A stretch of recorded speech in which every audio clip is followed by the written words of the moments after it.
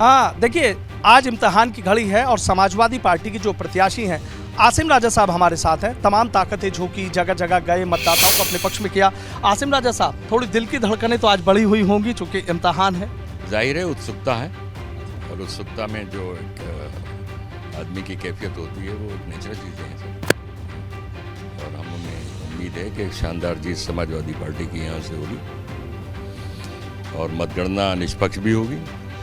हमारी ये आशा है, पक्की आशा है, और ये होना भी चाहिए। जो निर्वाचन आयोग के दिशा निर्देश हैं उसके अनुसार निष्पक्ष मतगणना होना चाहिए और हमारे हक में होगा रिजल्ट। लेकिन आसिम राजा साहब, जिस तरीके से अगर बात कर लें तो आजम खान साहब हैं 1 लाख से ज़्यादा वोटों से जीते थे, लेकिन अगर वोटिंग परसेंट की बात कर लें तो 41.01% रहा, जबकि पिछली बार 63 से ज़्यादा था।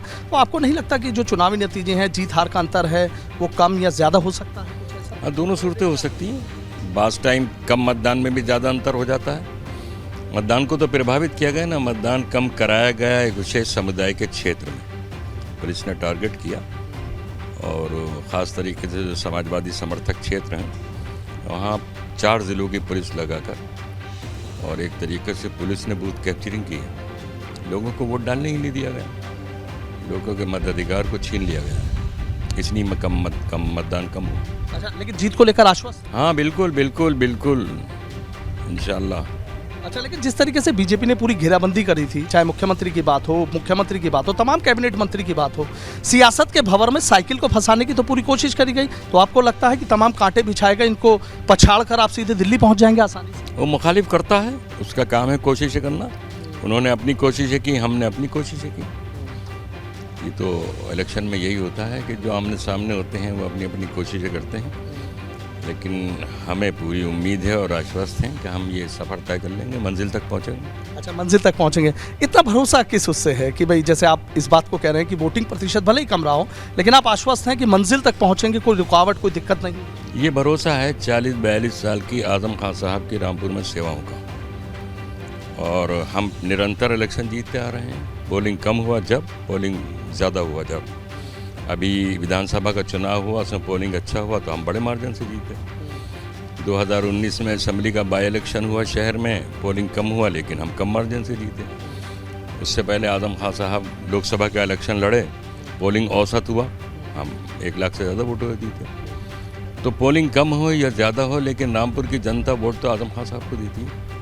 तो कहीं ना कहीं आप मानते हैं कि भाई, आपकी तो अग्नि परीक्षा है ही, लेकिन कहीं ना कहीं वजूद की और सियासत की एक बड़ी जंग कहा जाए तो आजम खान साहब के लिए है कि उनका कद और वजूद तय होगा कि वो हवाओं का रुख रामपुर का पलट पाते हैं। देखिए, आजम खान साहब का कद बहुत बड़ा है, उनकी 40 साल की राजनीति है, 10 बार विधायक रहे हैं, खुद 1 बार लोकसभा जीते हैं, राज्यसभा रहे हैं, 4 बार कैबिनेट मंत्री रहे।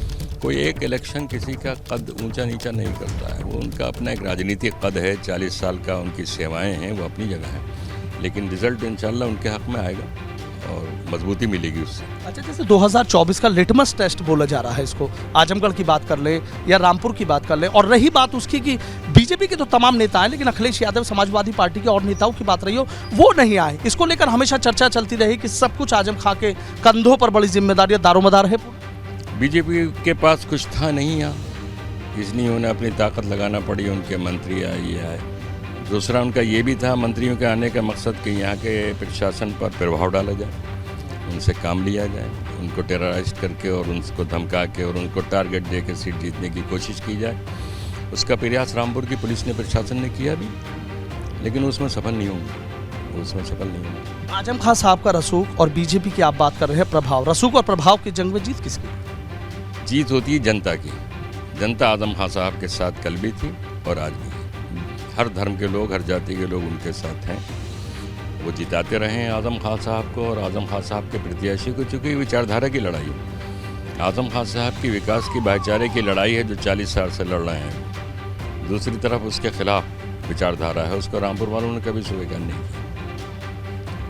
आसिम राजा साहब, जैसे आप कह रहे हैं जीत को लेकर आश्वस्त हैं, हमारी भी शुभकामनाएं आपके साथ हैं।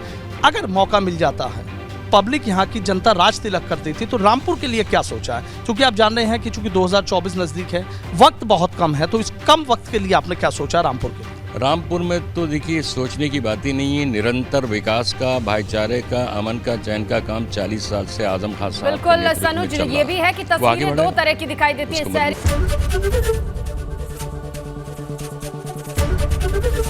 एबीपी गंगा, खबर आपकी, जुबान आपकी।